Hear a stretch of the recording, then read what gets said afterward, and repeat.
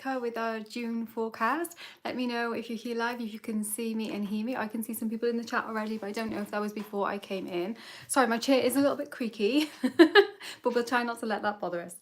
So we're going to be talking about the astrology of June. I haven't settled on a keyword for June yet, so I'm hoping that that is going to come out while we are talking about the astrology. I've made the accompanying blog post that I usually make with these forecasts, so that is a more step-by-step breakdown of all the transits over the moon cycle, not over the month. I'm so used to working in moon cycles, like with the members and for my own personal practice, that I keep saying month instead of month now. But yes, this is month. We're talking about June as a month. So yeah, that's got like a kind of blow by blow, step by step of all the transits that are happening over in June. I've linked that in the description box for this video, I think. Somebody let me know if I've done that. Hopefully I have. Oh, Kate's here. Oh, and people are having journal conversations in the chat already, so that's really cool. Michelle saying morning. I don't know if that is that to me or is that to the people who are here already. Let me know if you can see me and hear me, because that would be really helpful. Hopefully you can. Oh yeah, Kate says hello. So that is good. That's good. It hopefully means that you guys can see me and hear me. So yeah, like I said, we're going to be talking about the forecast for June astrology.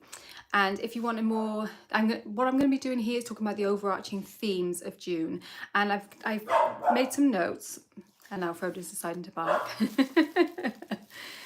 Oh yeah, hi, got lots of people coming in now. That's really cool.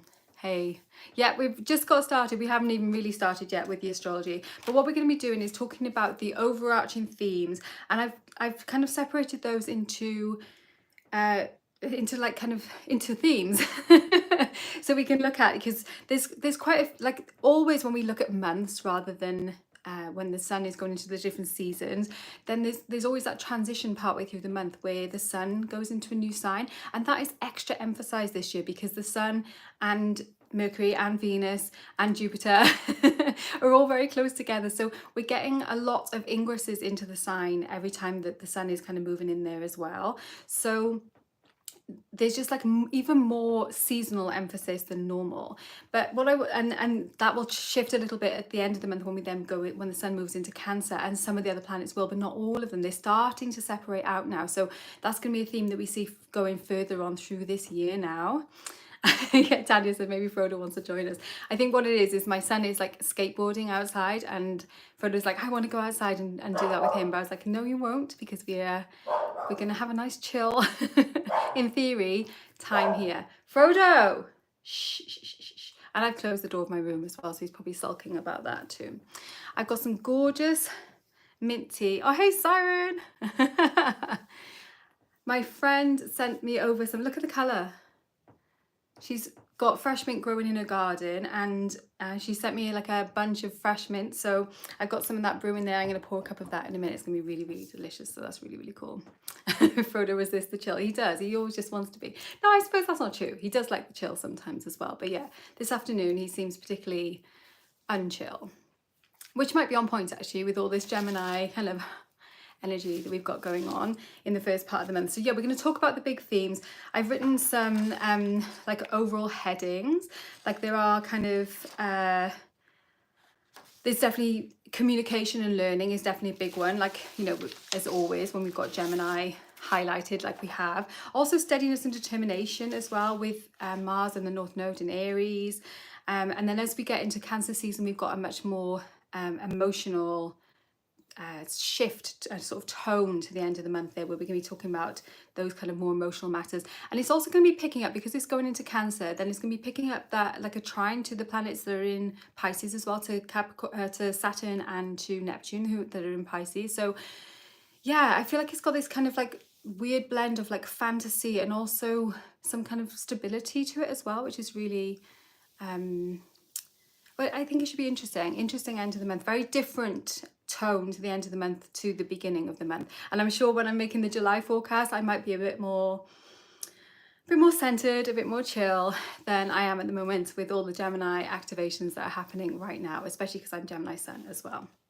So that's what we're going to do. We can talk about the astrology. I've also got I brought the Joie de Vivre tarot deck out as well.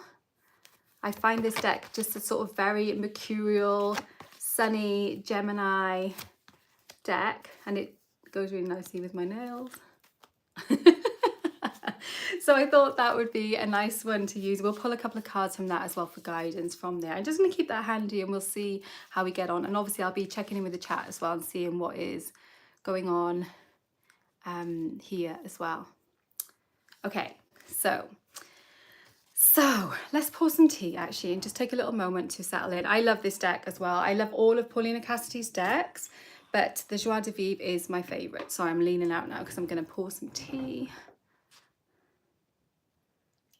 The members were talking about teas the other day over in the membership and talking about lemon balm, and I so want to make that into a tea, but I don't have enough of that left growing yet because we redid all our garden last year, so we haven't really had like a summer with the garden yet, so I'm hoping to get a few things more established in like next year, and then I'll be able to start making my own teas. I've got loads of rosemary actually, I could definitely be using that, and some lavender and a little bit of sage, but my lemon balm is only about this big at the moment. So definitely not tea ready yet. Oh, lovely. Smells so good. Smells so good. Yeah, mint and lemon balm, because they're the same family as well, I find they just go so well together. Okay, so let us have a look at June. I've got the overall forecast here, which is in my honeycomb planner. It doesn't matter if you don't understand what any of this means. There's quite a lot of transits happening in June, but they're quite like kind of bunched together. And like I said, I've kind of gone through and looked at themes rather than like the sort of specific, this transit is happening now. We've got like days where there's lots of things happening, and then days, like a few days then together where there's not a lot going on at all. So I feel like that in itself is giving us an indicator of what is going on, you know, because we've got that kind of burst of activity and then, burst of activity, then, time for assimilation. And it was reminding me of like, like how synapses fire in your brain as well. So you've got those kind of like connections, which, is Gemini season, is ruled by Mercury. So that is all about connections. Mercury is famous for delivering things, delivering something to somewhere else. So delivering a message, delivering a parcel, delivering information. Also like delivering people from between two worlds. So like taking people, Mercury's a psychopomp as well. So Mercury guides the dead into Hades, so we've got that kind of transitionary feel. But yeah, it was making me think of the way that like our synapses fire and make those connections, a bit like like with electricity as well. Like when we plug in something electrical, there's nothing flowing until we actually make the connection. We flip the switch and the connection is made, and then the flow starts. And like in our brains, I know we've got people here who probably know a lot more about this than I do, but the way that I understand that it works is that in our brain, when we think thoughts and we make those connections, when our synapses fire in our brains, they make the connections. And then the more that we make the same connection, so like if we have repetitive thoughts, then and like also doing things as well, with repetitive habits and things like that, they get like a kind of like a coating around it, which kind of protects that synapse, almost like like a wire has a cover around it that makes it more kind of safe and secure and functional in the future. And that's great, when it's for thoughts that we want to be having, but it can be a bit more tricky when it's for thoughts that are more difficult and which harm us, basically. Quite a lot of the time, especially if we've been socialized as women, we have thoughts that harm us because we've been brought up in a culture where we are indoctrinated into things that harm us, So, oh, thanks, Shannon. I'm glad that was well explained. I think they're called myelin shafts, if I can get an extra point for that, around myelin sheaths around your brain synapses.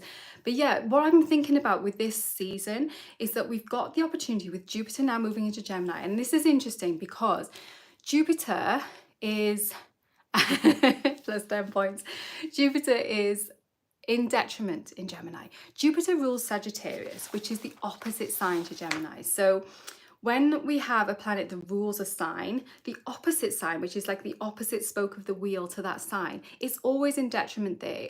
That's the opposite place of where it likes to be. It's like the furthest away from home that it could be. So Jupiter is at home in Sagittarius, and so Gemini is the furthest away from home it can be. And I think that's interesting because Jupiter, unlike some of the other planets, whenever it's in signs that aren't like as great, like Gemini. It just seems not as bad because it's Jupiter, because it's benefic. It doesn't seem as bad. Like, it can be a little bit grandiose sometimes. It can also augment things as well. So I feel like what's going to happen with Jupiter being in Gemini now, and like with all the other planets, they're also stirring things up, augmenting the stuff that is happening in Gemini. It's going to really dial up those kind of thinking, those opportunities for building synapses. Also potentially, like, Jupiter also rules fat in the body, and like our kind of assimilation of fat, and it likes to kind of get bigger and solidify things. So I'm wondering if having it in its detriment in Gemini, because Gemini, you know, the reason is because Gemini wants to move so fast, you know, it wants to be thinking all the different things.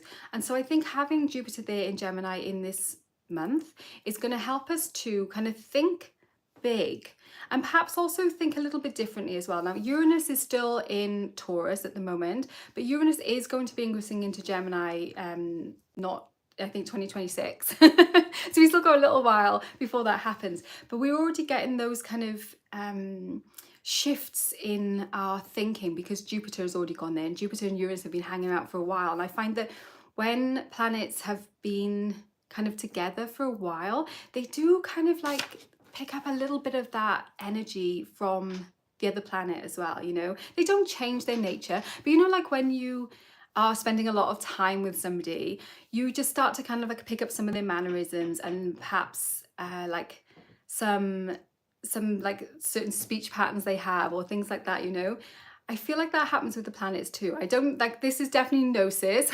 I haven't read that this happens anyway, but I do notice that this just happens when planets have been hanging around for a while. So I feel like Jupiter coming into Gemini now is bringing like a little bit of that Uranian energy there, and it's going to give us the opportunity to really kind of shake up our thinking, or perhaps kind of solidify those thought patterns that we've already got. So there's the potential for getting stuck in our thoughts and kind of ruminating and being in that kind of beating ourselves up perhaps sometimes, or just whatever thought pattern that you have, you know. This is all very individual, whatever we've got. And like this forecast is for June on a mundane level. It affects us all, you know. This is affecting us all. I have on the blog post this time, which I haven't done before, is I've made a separate like for all the signs. I've done a section for all the signs. So if you want to see what it is going to be more like the sort of more specifics for your sign, then go and read the blog post as well, because that will give you a little bit more. It's only a couple of sentences, but it will give you much more of an idea for your particular sign to make it a bit more personal. But this is going to be affecting all of us, you know, because we've got, like I say, we've got Jupiter going in there, and I do feel like that is going to give us that kind of enhanced and expanded potential for new thoughts, but also perhaps an expanded potential for the same, you know, magnifying those ruminations and things, and perhaps negative thoughts about ourselves that we already have.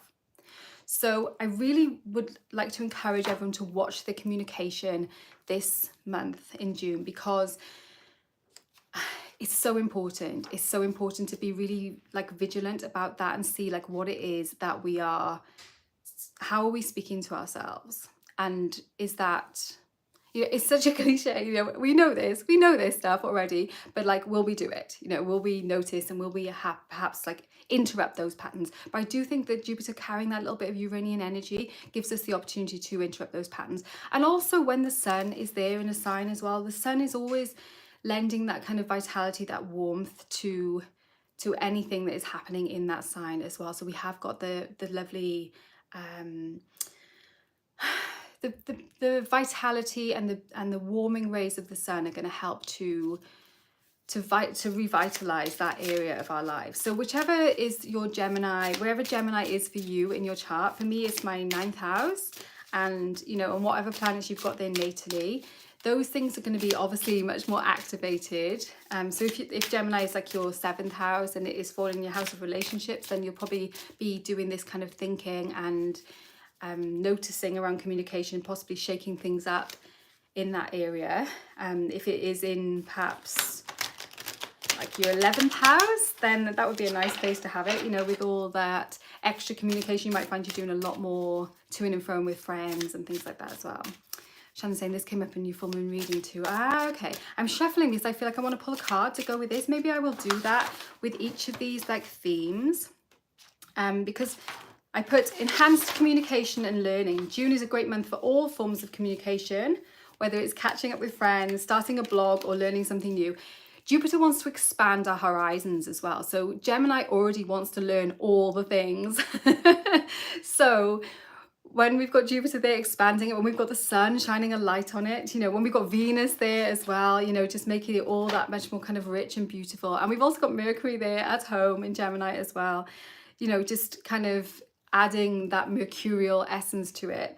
We're going to be wanting to learn all the things more, and perhaps traveling, perhaps expanding our horizons in terms of like learning, and perhaps also like links in with those kind of themes of like philosophy and kind of bigger truths, religion almost as well. So it could be a good time to be tackling some lingering, if you've got any like dogma lingering around. Where Jupiter is, not where Gemini is. Oh, do you mean in your natal chart? Okay, so yeah, so that's an interesting thing to look at as well. You can look at that. I'm talking about where Gemini is, but that is where Jupiter is at the moment, because Jupiter's in Gemini at the moment, you know. So we've got that Jupiter in Gemini thing going on. Yeah, well done. Yeah, so Jupiter, if it's in Gemini, if that's your first house, yeah, then you've got that. That is all going to be happening in your realm of self, you know, how you see yourself. And like Jupiter, whenever Jupiter is in a sign, it's always looking to expand the qualities of that sign. But like I said, Jupiter is in detriment in Gemini, so we do just need to be careful. It can sometimes be a little bit over the top, or a bit like kind of grandiose, like I said. So that's just something to bear in mind as well. Can sometimes make us a little bit like over ambitious as well. Like I don't see that being a problem with most people, like most of the women that I work with. I tend to see people being less ambitious than they could be, but it is a possibility if you've got like you might be over ambitious perhaps in work if Gemini is your 10th house, you know, that kind of thing. But or you might just be, you know, goodly ambitious. So let's pull a card to go with that, or maybe we'll pull 2 cards to go with that. Oh wow, okay, so we've got 2 majors. We've got Temperance, which I feel like is kind of bringing in those themes of, like I said, of like when you've got, like it's alchemy, isn't it? Temperance. It's about taking something, adding something else to it, and then making it even better, even sharper, even stronger than it was before. And look at the 2 masks, the 2 theatre masks either side. It's like a smiley one and a sad one. And that's what I mean, like I feel like it can kind of go either way in the start of this month. We can kind of get stuck in ways of thinking that don't serve us and kind of almost drop into that. Or we have the option of breaking out of those patterns. And most likely, you know, it won't be like that. It'll be like we'll do a little bit of both of those things and then we'll kind of work it out. How is the mood in Gemini? Getting irritable? So Gemini is mutable air. So we need to think about that from the point of view of an air sign. So it's very like quick moving. All of the air signs are much faster moving than the earth and water signs. Not quite as fast moving perhaps as the fire signs. I don't know. I actually find speed of air is probably the quickest actually out of all of those. It's got those like beginnings. It wants to start things. It wants to diffuse and spread out with that air energy. And because it is mutable as well, which means it's very change making, that's why you will see people kind of getting irritable. You'll see moods changing quite quickly when there's a lot of planets in Gemini as well, because and that's what Gemini is, you know, like if people got a lot of planets in Gemini or their sun is in Gemini, then they often get criticized for like they change like the wind, you know. And like you can see that as a bad thing. It's like, well, they should stick with what they said before, but they don't, because they change their minds. And I speak as somebody who is a Gemini and who reserves the right to change my mind. If I have new information, then I'm going to change my mind, and I don't see that that is a bad thing. But yes, I can see how other people sometimes find it difficult because it's like quick all the time. And yes, that does. It is also very stimulating to the nervous system when we've got a lot of Gemini activations as well. So everyone's just like a little bit more irritated, a little bit more, there's a bit more nervous energy going on. And obviously Jupiter is in there, isn't it? So Jupiter's augmenting that nervous energy as well. So yeah, we've got that. So we've got to think about that idea of temperance, which I find lots of people can kind of get temperance and justice kind of almost as if like they're the same thing. And there's definitely some similarities there, but it is not the same thing. So justice is more Libra and about kind of like finding balance, whereas temperance is more about forging something. So it's about kind of making something manifest and making it just sharp and ready, like really honing it in. And so we do need to be like alchemists this month and take some, I like how there's like a skull in the bottom there as well. It's like there is a lineage of this. So, you know, if you're a magic worker, which I know lots of people here are, working on that idea of lineage and kind of taking that further and trying to become the kind of the person is, for me, temperance is very much about reaching potential. It's about like tempering ourselves. Like it's not just about like creating the philosopher's stone. It is about turning ourselves into gold. And that is the opportunity that we've got this month with Jupiter there in Gemini, is we can mutate, we can alchemize ourselves into gold. But it's not, there's work to do if you want to do that. It's not just going to happen by itself. There's going to need to be some figuring out, some mixing of things, some breaking down of things. You know, alchemy is a whole process, isn't it? So following those alchemy, you have to kind of burn things and break things before you can start bringing them together and start turning the things into gold. Yeah.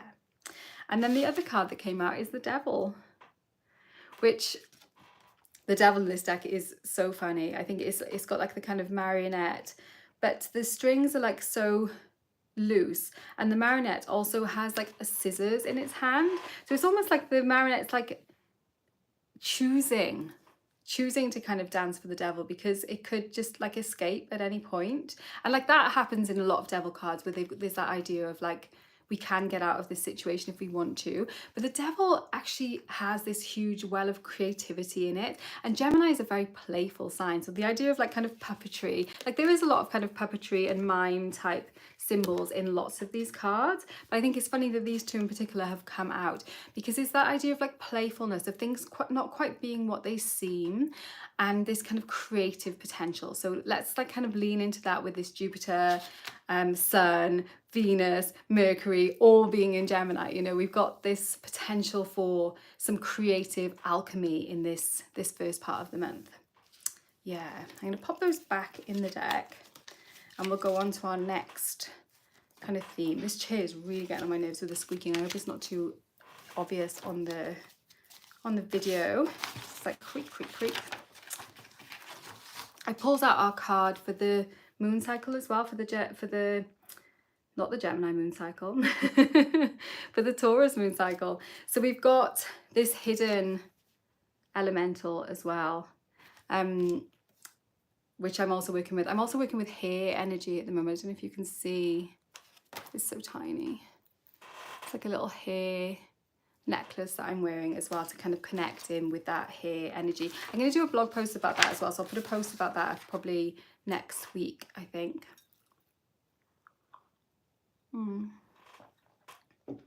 Okay, so that was the enhanced communication and learning. There's also some challenges. So as the planets are moving into Gemini, you know, we've been having those ingresses of the planets moving in, and Mercury moves in on the 3rd of June. The others are all there already. So we've already got Sun, Venus and Jupiter in Gemini, and then Mercury's going to join on the 3rd of June. And as the planets are moving into Gemini, each one of them has been making a trine to Pluto in Aquarius. So Pluto's retrograde in Aquarius now because it's another air sign. So when we've got two air signs together, they form a trine angle between them, an aspect between them. So Pluto is all about kind of like that death and rebirth energy. It's about kind of almost like kind of hitting rock bottom or having to go to the underworld. So it's like got very shadow worky elements to it, very devilly actually, you know, like hey, if we think of the underworld and Hades, then sometimes people, especially in Christianity, people equate Hades with the devil. And so that's an interesting like nugget that has come up there. I've already tucked it away now, otherwise I'd just pull it back out to show you. The card that's on the bottom of the deck actually is Death, which I think is really interesting given that we're already working with card 13, Hidden. And it does feel to me like that, like we're still doing this excavation work, we're still doing this unearthing. And so as the planets are going in and forming this trine to Pluto, we're having the opportunity to unearth, to excavate in the areas of each of those planets. So in the Gemini areas as well. So like, you know, in things like communication and playfulness and duality as well, and non-duality, you know, those are very Gemini themes. And we've also got, so like when the sun moved in, we've got the opportunity to start looking at like solar themes and then the opposite of solar themes. So like when we're looking at solar themes, we're looking at joy, we're looking at creativity. And so when we're having that trine to Pluto, we're looking at things like blocks to that, you know, and things that steal us away from that. And then when Venus moved in there, I see that one as like the Hades Persephone abduction. So it's like Persephone gets dragged down to Hades. And so the divine feminine is almost like swallowed up in under the earth.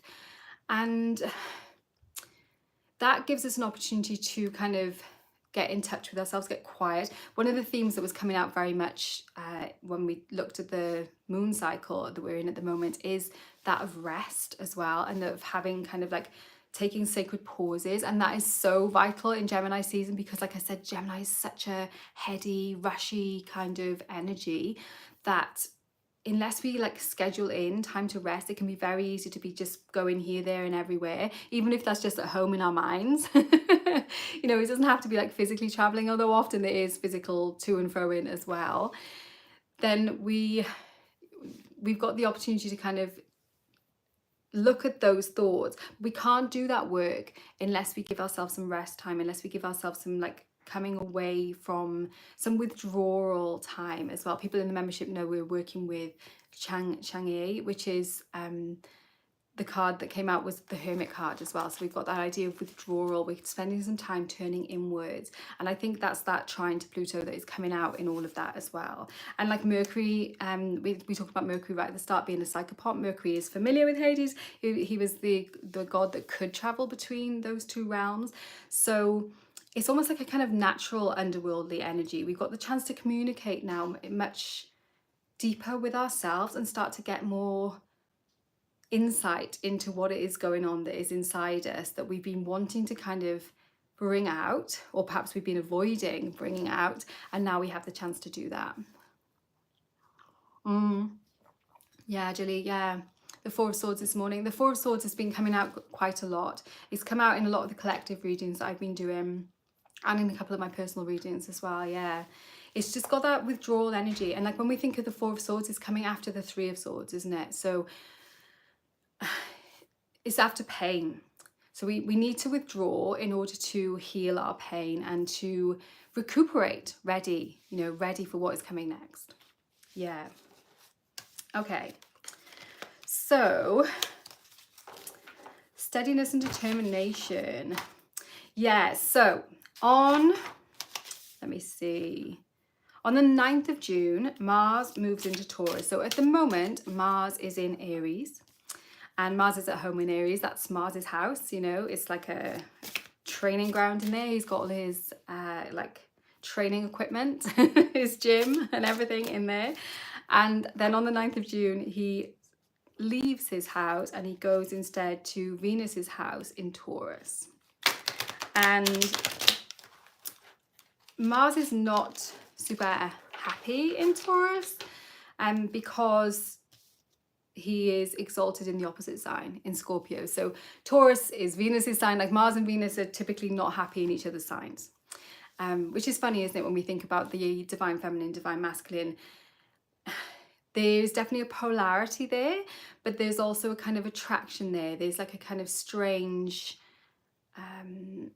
magnetism and repellism. That's not a thing, is it? What do I want to say there? You know, there's like a push-pull that is going on between that. So when Mars moves into Taurus, we have got that idea of the warrior, the soldier, kind of starts to fight for calmness, starts to fight for kind of steadiness. And Taurus is there for the long haul, you know. So Mars in Taurus, it's like, it's kind of so stubborn. It's like a siege, you know. It's not the sort of battle where everything is, sorry, I'm shuffling while I'm talking. It's not the sort of battle where there's like, you know, stuff happening and it's all like people rushing and fighting. It is a waiting it out siege, you know. Have you got the resources? Who's got the resources to last this out the longest? So once we have that shift on the 9th, it's going to be about kind of assessing our own internal resources. And Mars is not going to be there on its own. Like Taurus has had a lot of stuff going on over the last month. You know, all of the planets that are now in Gemini have just been in Taurus because it's the next sign. So Uranus is still in Taurus, so Mars is going to be there with Uranus as well.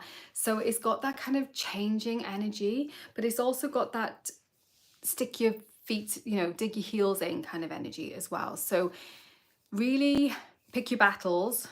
Make sure you're really well resourced. So if you are wanting to bring about changes, which you probably will be because you'll have been doing all the thinky stuff, you know, with all this augmentation of that Gemini energy. So you might identify things that you want to change that are like, this is not working for me now, I want to make some changes. And so when we've got that Mars in Taurus, it's that time to kind of like dig your heels in and power out that change. But we are going to need to make sure we've got the resources. And that is one of the reasons why we do need that rest. Because if we are not well resourced with food, with rest, with water, then we are not at our best to be able to sit out a siege. You know, if we think about the idea of being besieged, then we need to have all the resources that we need if we want to kind of be the winner in that kind of, it's not a stalemate really, like it can be eventually. It's a tactical attack, I suppose, isn't it? Yeah. The sacred pause. Yeah, beautiful. Yes. Yeah, taking that moment to just see where we really are, and so that we can like actually act rather than react, you know. And that Mars in Taurus is going to support us to do that, because like Mars in Aries is just acting and sometimes not always like running it through the full thought process first, whereas when we have like Mars, the Taurus Mars is going to be much slower. Taurus is just slows things down, so we will be able to kind of think things through a little bit more. Perhaps though still reacting, yeah, because like I said, Mars is not happy in Taurus, so we need to be mindful of that as well, that we don't react, that we are actually our actions are coming from something that is true within us, and not that we are reacting to external things that are kind of like not manipulating us perhaps, but like directing us in certain ways, which also comes back to the Devil card, doesn't it, which is interesting. So let's pull a card for that then, to go with our steadiness and determination, that Mars in Taurus. Oh wow, that's nice. We've got the 10 of coins, which is so perfect for that kind of siege energy, you know, like if you were going to be besieged, then, you know, you want the 10 of coins, don't you? You want to be like fully resourced. And it's like, there's no way you're getting me out of here, because I am fully resourced and I can outlast you, and you're going to have to go home, you know. I'm going to stand my ground. We can stand our ground. And it doesn't need to be an aggressive way of standing the ground either, you know. It is literally just taking our space, taking up our own space, responding rather than reacting. Yes, to be able to respond from a place of truth within ourselves, you know. Yeah, rather than like a kind of like a reflex reaction. Rather than a reflex reaction, it's got a little bit more time to kind of filter in, and then we can do a meaningful response to that. Yeah, definitely. I love that. Yeah, so there's the 10 of coins. So what can you do if resources are low? Yeah, so that's a really good question, Siren, especially with this. So I feel like that with this card coming out for that Mars in Taurus transit, it's kind of saying that there's an opportunity there as well to put that kind of Mars, like there's literally like a horse, like the 10 of coins doesn't normally look like this, you know. It's normally more kind of money or family orientated, you know, whereas we've got like two little, the creatures in this deck are really unusual. Two little bears almost, it looks like, sitting on the back of a unicorn. And so there's like that hope with the unicorn there as well, but it's also, I think, that night energy, that kind of Mars energy that's saying you can go out and get resources, that we'll have a little bit more fire, a little bit more potential to do that with that there as well, with that Mars in Taurus. Yeah. Okay, there's also some, look, there's like stars being sprinkled down as well. It almost, there's definitely a lot of blessings around with Jupiter being so prominent as well at the moment, that there's opportunities for blessings that we can access now as well.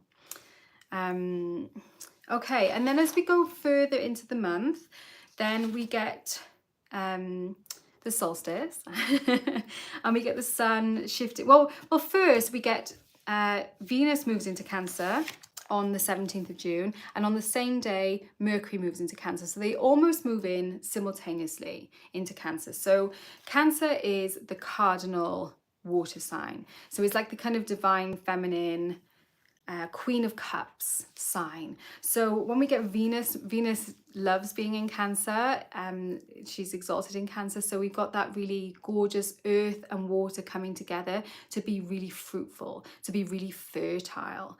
Again, that's another kind of blessed energy that is coming through there. We've got that idea of blessings, Venus exalted in Cancer, and then Mercury in Cancer, you know, like not as happy in Cancer. When Mercury goes into Cancer, I find that people start to, instead of people saying I think this, like they say a lot when Mercury's in Gemini, to I feel this, you know. We shift from that idea of thinking into feeling. So we are it's a whole different vibe then, because things are being communicated from our feelings rather than from our heads. So like the emphasis sinks down to our hearts, and we can kind of settle in there. And like some people really love that energy, some people prefer the more kind of dynamic Gemini energy, but we've still got Jupiter in Gemini. Jupiter's gonna be in Gemini for like a year now, so there's plenty of augmentation, there's plenty of that Gemini energy around, you know, we're not going to miss it.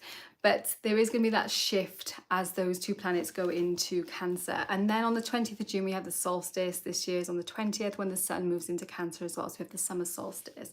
I'm hoping to do something with Circle of Kindreds for the solstice as well. I think it'd be really nice if we could have like a solstice circle. Perhaps we did one last year, which was really lovely.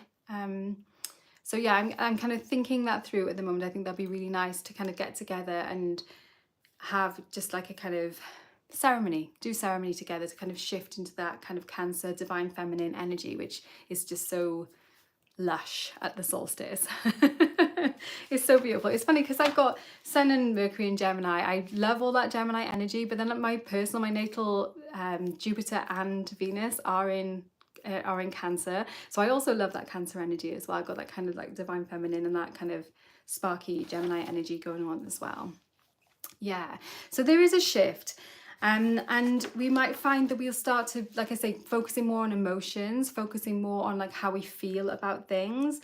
And also there's often a turn when there's a lot of emphasis on Cancer, people start to think more about like their homes and their families as well, rather than in Gemini, it's usually more almost like kind of hypothetical, more thinky, more abstract. And then when we get into Cancer, it is much more grounded and home-based than it's almost like Gemini doesn't have a container, it's just air everywhere. And then when we have Cancer, there's like a container, there's a chalice to hold all that water. So yeah, there's a definite, a big shift in vibe between those two signs. So let's pull a card for that as well, for that, all those planets kind of moving in to Cancer. And look, we got another major, this is looking like this month is going to be really like potent, isn't it? So we've got the Hermit, we've got this gorgeous Hermit card, which is asking us to kind of like focus on that inner light. And it's so, it's a card of withdrawal. So we're probably, because it's Cancer, we'll probably want to withdraw into our homes, which seems, it seems almost like at odds with the season sometimes, because it's like the height of summer in the Northern Hemisphere. It's normally very hot, but then sometimes that gives us more reason to withdraw. It's almost like we withdraw away from the heat of the sun a little bit and tune into like that, those suns inside ourselves, you know, into that light within ourselves, and start to just think that over, have that kind of cozy thinking over of that. What is my light? What am I needing now? What is rising up in me now?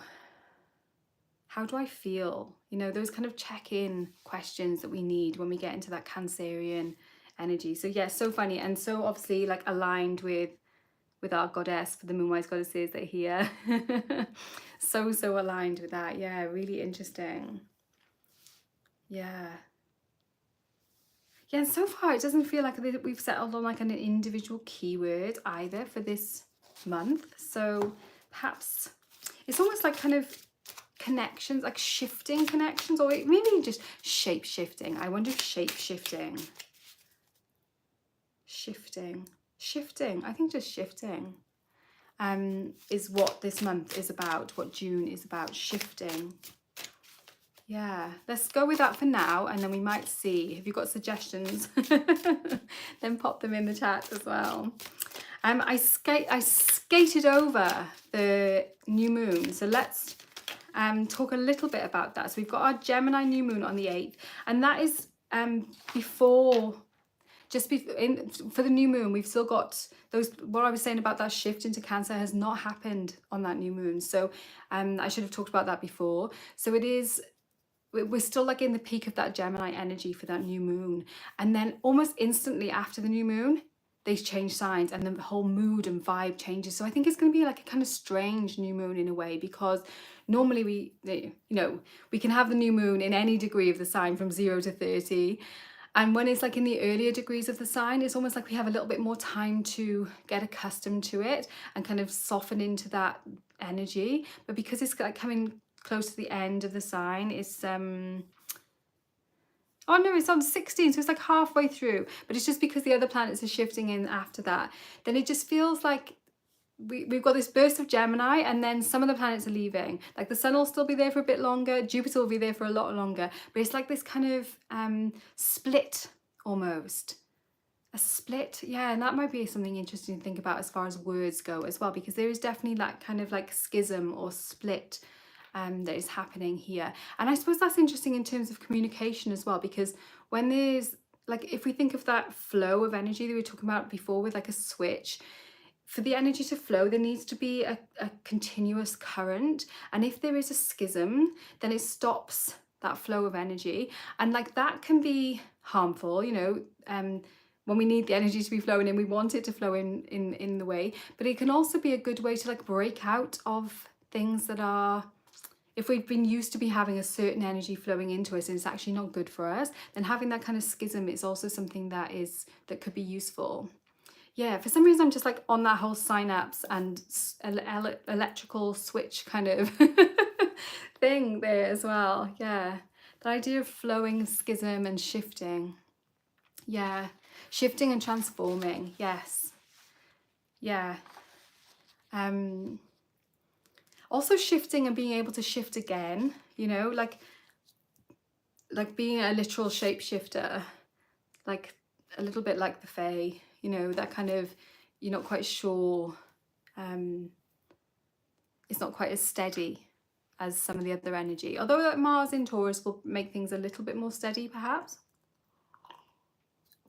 Though with Uranus there in Taurus as well, I think things haven't been steady in terms of resources for people for a long time. So Yeah, there's some interesting layers of stuff that are going on as well.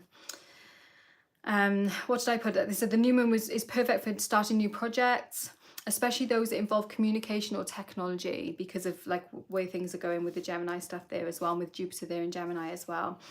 You can like initiate something, and connections with people as well. Like if you were going to start like a new social media account or something like that, that might be a really good moon to do it on, or a new communication platform, which is something that I'm thinking about actually. So I was talking to Shannon about this as well, potentially moving our my members chat onto Discord perhaps as well. So that's something I'm thinking about.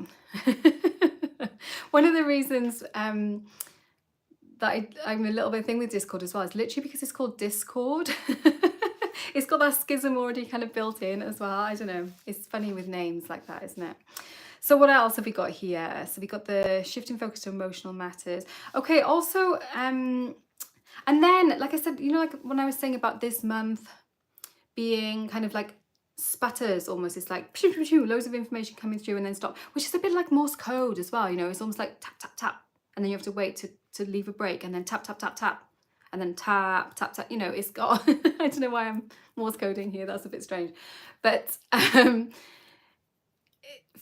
for us to understand communication, there needs to be breaks in it as well, doesn't it, for us to kind of assimilate, like I was saying. And that's what this month seems like. And after the planets all kind of shift into Cancer and we get the solstice, it almost is quite quiet then for a little while, you know. There's not loads of transits happening. We do have the full moon on the 22nd of June, which is 2 days after the solstice, and that full moon looks nice. When we have the Capricorn full moon, it's balancing those kind of Capricorn outwardly and kind of ambitions with our kind of home and sense of self. And so it's almost like the hermity self and like the kind of, well, almost like, yeah, the hermity self versus like maybe like the 10 of coins, you know. It's like that need to be out in the public earning coins and kind of being a respectable person versus the who really am I kind of stuff, you know. And also the kind of like outside the home, inside the home, work-life balance, you know. That Cancer Capricorn axis is a work-life balance kind of axis. I'll obviously do a whole video about this for members for the full moon, and I'll do a video for everybody for the new moon as well, so there'll be a much more in-depth look at that moon for all of that. Yeah. Yeah, or joining the membership. Yes, that could be a good thing to start on the Gemini new moon. Finding a community is a very, like, that's always a good thing to do, because especially when we're a little bit not mainstream, finding kind of our people is so, it just elevates things so much quicker, and we can find our path so much easier, even if the people aren't doing exactly the same thing as us. Just knowing that there are other people who are doing this kind of weird stuff as well helps. And so that's always a good idea. But with Gemini, it's like we've got to chat, we've got to talk, we've got to make those connections. Oh, hey, no worries, Carol. How are you doing? Yeah, so we've been working through the different things. So let's talk a little bit about that full moon then in that Cancer season. We've got that Capricorn full moon. And like I said, it is on that axis, that Cancer Capricorn axis. So it's bringing the kind of spotlight on the career, the calling. But I think it's going to be, we're going to need to be shape-shifting, because we're going to want to be focusing on that. But we're also going to want to be focusing in the opposite sign where the sun is as well. The sun is shining on us, on our hermity self, and kind of figuring out. Sometimes it's about figuring out, when we get to that Capricorn full moon as well, it's like, what really are my ambitions?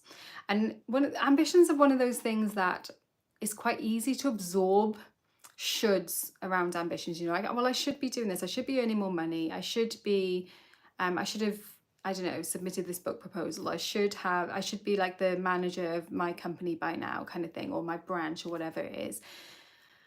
And so I feel like that full moon, with the way the planets are falling, is going to give us a really good opportunity to actually figure out alignment and be like, is that actually what is right for me, you know, bringing that hermit introspection into play so that we can really kind of assess, is that right for me? Is that something that is actually a good fit? Let's pull a card now for that full moon. It's funny with the cards, like normally I only pull some at the end, but I've just been wanting to just kind of scatter them through, and like that Gemini energy is so scattered. I've just written the Moon Day Magic mail for Monday. It's like a free mail that I send out with the transits for the week and like practical suggestions of how you can work with those transits, and I've included a short Gemini season survival guide in there because the energy is kind of scattered, and so it's you know, it's helpful, I think, to have some techniques that we can use to counter that. So a full moon card. Oh wow, we've got the Lovers, which is really interesting for that full moon. And like the Lovers is Gemini's card, but it also often comes when there is like, there's a little letter here of communication. You know, we've got that Mercury influence coming in, and Mercury is in Cancer when we're having that, so that Mercury will be opposite that full moon, you know, be opposing that full moon. I don't know how exactly, actually. Let's check that just to see, because that'll be interesting. Let's have a look at the lunation chart. Yeah, let's have a look. So Mercury is oh, I'm looking at the new moon. I was like, that doesn't make any sense. I'm looking at the wrong one. Right. Okay. So Mercury is at 9 degrees of Cancer, and the moon's at 1. So it's not in super tight orb, you know, it's like 8 degrees away, but we've still got that idea of connections, communication, intuition as well, you know, with that Cancerian kind of, we're going to let our feelings inform us, and we're actually going to allow our emotions to put us in motion. You know, it's that idea, isn't it, that we allow them to move through us, and then we act, not react to them, from them. Yeah. And then we've got the Lovers. So a beautiful card, but also one that kind of brings an element of choice sometimes. Like in the traditional Rider-Waite-Smith, it's much more usually, it's kind of similar to the Devil card as well, which has come up, isn't it, already for us today. There's that idea of choosing a path, making a choice, and kind of seeing where our heart is. Like, is this path aligned with my heart? And so it's a perfect card for that full moon. It's going to be an opportunity to really see if my, is my direction, look, oh, that's interesting as well, yeah. So they're like riding on, I don't know, like kind of strange ram, deer type creatures. And the one is like looking back. And so it's almost like we've got the option of going in one direction or another. I'm loving that they've got hair ears as well. Like that's tying in so much with my hair work that I'm doing. Like I said, I'll put the article about that up as well. And it's connected in with our goddess as well. I love it when all the layers just kind of layer up like that. Moon in Gemini is going to... Well, you know, with the moon in Gemini, and we've got all those planets in Gemini that have been in Gemini, and then they will be moving on to Cancer. Probably when they move on to Cancer, you might find that it'll be a bit more chill. So probably the first couple of weeks of the month will be a little bit more hectic than the last one. Yeah. But yeah, on that full moon, we're going to have the opportunity to kind of really choose and see how in alignment we are with our purpose, and how that is what we feel, what we want in our hearts. That's the kind of choice, to marry those things together, you know, to marry our outside world stuff that we do with who we are on the inside. And I'm not sort of saying that you have to have like a job or a career that is like in perfect alignment with your heart. Some people do. Some people are much more sensitive to that kind of stuff, and they really do. But it needs to not be at odds. Do you know what I mean? So that's like that maybe is neons, but I think it's important neons, you know. It's like if I'm care about environmental issues, then probably you can't really have a career as a lawyer for a big oil company or something like that, you know. but perhaps you could work for a food company, and you might be able to make changes like a little bit on the inside kind of thing. Do you see what I mean? It's like we need to find ways that we can feel good in ourselves. Our hearts can feel good with what it is that we are doing in the world, that we're kind of putting out there in the world, with that Capricorn Cancer axis being activated. Yeah, and that is our choice. That is how we marry those things together. Yeah. And then at the very end of the month, it's almost like there's like a little sting in the tail. It's not, it's good, it's good. I think June looks good. The first like few months of this year, I think were pretty tough. And I think May and June are actually nicer than we've been having. So I think it's good. Let me get back to my June page. No, that's July. I keep flicking over it. Right, so I got it. So at the very end of the month, we've got this kind of like funny little thing where Venus and Mercury both make this sextile to Mars and Uranus in Taurus. So it's like we've got the Cancer energy and then the Taurus energy kind of being stirred up and kind of connected at the how can I explain that? It's like we've got that grounded kind of steadiness of Taurus, but it's not very grounded and steady because you've got Uranus and Mars there. So that's kind of all being stirred up. And then we've also got the kind of sensual, intuitive, empathetic stuff that is going on in Cancer, but also that's having a lot of action happening in it as well, you know. So it's like we kind of got this heightened sensitivity, and we've got a heightened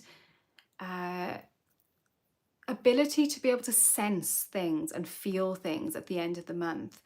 And that is brilliant. You know, it's gonna be really good for kind of making breakthroughs, especially if there's like stuff that we've been feeling and we want to try and break through feelings, because sometimes it can be easier to break out of thought patterns than it can to break out of feel patterns, you know. I don't know if feel patterns is a thing, but I hope you understand what I mean. And we've got that chance to do that now at the end of the month, but it probably won't feel like super comfortable. But yeah, I think that's what that Hermit is leading up to. Let's pull a card for that kind of little end. Oh, there's also a little bit of potential. I said that there might be some like misunderstandings or miscommunications because of there's a Mercury Mars and some Mercury like North Node stuff as well. So we might be receiving a lot of communication. We might also be receiving some miscommunication. We just need to like filter that through. I'll take the Lover's card, as people are going to love me then. That's my choice. Well, we do have choices. We do have choices. We do have agency. Yes, definitely. Allowing people to give us love is such a fucking hard thing to do when we have kind of been trained, lots of us as children, to only believe we're worth that if we behave in certain ways. Like to be able to receive love, and when we haven't done something to earn it, that is quite hard for us to do. Hey, Azzy.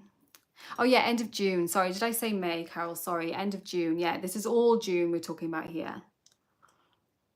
I'm just having another little sip of my tea. Oh, hey, Laura.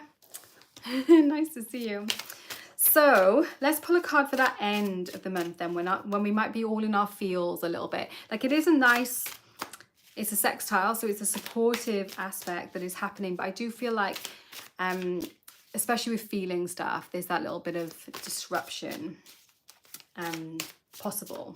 Some disruptions of feeling. So let's get a card for that.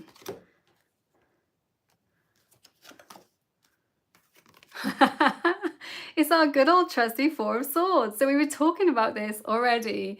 I love this Four of Swords, actually. It's one of my favourite Fours of Swords. I'll show it again to you in a second. But she's actually holding her heart, like in almost going into this spiral that she's got within her. And she maybe is a spider. I don't know, you know, she's got these like weird tendrils, maybe synapses connecting into her. Let me show you so you can see what I mean. So I've been talking about synapses, and it seems to all be coming to that. Those kind of connections, those mental connections, and also kind of emotional connections that we are making within ourselves and also to other people. Perhaps also the potential of like severing some of these connections as well, if that is going to be something that is better for us. But look how she's prioritizing her heart. She's keeping her heart tucked in there in that kind of healing space. And that is like the whole key for this month, is that ability to take the space and the time that we need, so that, like I say, we can act rather than react, and respond from a heart-centered place. It's almost like a womb-centered place as well, the place that she's holding it, because she's holding it so much lower down her body. So it's like kind of connecting that idea of the heart with that creative potential of the womb as well. So it's like, when we can align our hearts with our creative energy, then we can birth new things. But to be able to like birth, we need to withdraw and have the resources that will enable us to kind of move into that next stage of our lives. So yeah, Four of Swords still really, really important. Yeah. Yeah, I mean, we've got to practice, haven't we? We've got to practice. I think in this month, we will be, it's more about kind of working on our own shit than it will be on, like, which is a weird thing to say in a Gemini season. I was gonna say, then it will be making connections with other people, but I feel like it will be more like that, especially as we get into the Cancer stuff at the end of the month. You know, we're going to be having that chance to kind of really go deep in our own feelings and bring this stuff out so that we can work with it. But we need the space, like we need the time and space to be able to do that. And we obviously do need resources, like I was saying about being besieged. If we feel like we're kind of pressured and we haven't got what we need, then it's really hard to do that inner work. And so if you're in a place at the moment where you feel like you can't do this work because you don't have the resources that you need, don't beat yourself up about that, because circumstances happen, don't they, like that? And we've got to give ourselves some slack around that, definitely. So Four of Swords, and I'm not sure if we decided on a word. It seemed like we were going with shifting, which I think is definitely there. I feel like schism, some kind of cutting. Also like withdrawal. Withdrawal might be an interesting one as well. Maybe we'll take it over to Circle of Kindreds and we'll see what people think is the best. Maybe we'll have a vote on it. And like it will be, the neons of the month will obviously be different for us depending on our own circumstances, our own charts, you know, all that kind of stuff. Yeah, I know. And when you haven't got the resources, then that is really, really shit, isn't it? Really hard. Okay, I'm going to take a card. Oh, beautiful. As I say, I take a card for the month in general, and look at that. A gorgeous 10 of Cups. So we had the 10 of Coins and now we've got the 10 of Cups. Definitely feels like a kind of fruitful opportunities here as well in this month, you know. Like I said, the astrology of this year has been kind of tough. And so it's really nice to have a nice month. You know, like there's always stuff going on, isn't there? You know, always stuff going on in our lives, and then that is mirrored in the skies as well. But May and June, I think, have been better months in general in general. You know, obviously for each of us, like I say, we all experience things. We've all got our own experiences, our own lives, haven't we? But yeah, look at that joyful kind of 10 of Cups coming together as well, making that kind of connection, that heart connection. And quite often the 10 of Cups, like it's a very Cancerian card. Like the 10 of Coins is a very Taurus card. This is a very Cancer card, because it's about that kind of culmination of family, of home, of kind of having the having our kind of like happy ever after as well. So I feel like that is something for us to aim for in this month. You know, we can do the work with Jupiter and with the other planets in Gemini now to kind of get our heads aligned. We need to make sure we're taking that time away, that Four of Swords time away, to give ourselves that space and time to kind of reflect and get really centered in on what it is that we need. And then as things, well, we've got the new moon then, which is going to like give us that extra Gemini spark and flair to do that work. We've got Mars moving into Taurus, which is going to give us that kind of gritty determination to see things through, potentially to lay siege to something that we want and get those resources that we want. And then as the planets start to shift into Cancer, the vibe kind of changes and we start to get more into our fields. We withdraw, we go into our homes, we become the hermit. But we've also got to, at that Capricorn full moon, balance that inner and outer aspect of ourselves, so that we've got that idea of what it is that we want to be doing, our kind of calling in the world, and whether that is aligned with who we are as a person. But yeah, we've really got that opportunity for our dreams to kind of come true, it looks like, with this month. Yeah. Cinderella, yeah, that's a really good kind of like a rags to riches kind of story arc is possible this month. Interesting. Yeah, that's interesting. I wonder how that would tie in with the keywords. Anyway, we've gone 4 minutes over, but I think we've covered everything for the month. Has anyone got any questions quickly before we say goodbye? I'm going to take a little sip of tea. Oh, thanks for the hearts. Yes, rags to riches. And that's it, isn't it? It's like we can, if we aren't open to accepting this stuff, if we haven't kind of done our inner work so that we can receive when that comes, then it's very easy to not spot the blessings and kind of push things away. We do need to be open to be able to accept them. Yeah. I love it, Laura.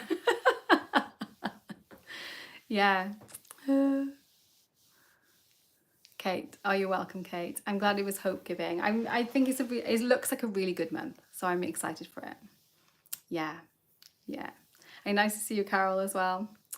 Okay, I'm going to turn off the live and I will see you all soon. I'll go over into the kindred circle and I'll try and pull the cards back out of the deck actually that I pulled and take some photos of those, and we'll have a little vote on the word, on our keyword or keywords maybe for this month. If you're not in the Circle Kindreds and you are on Facebook, then the link should be in the description box below, hopefully. And like I said, the blog post that goes with this, which has got a breakdown of all of the transits as we go through the month, and for each sign as well. If you want that, then you can go over and get that hopefully in the description box. I'm pretty sure that I did. I think I did. Okay, nice to see you all. Bye.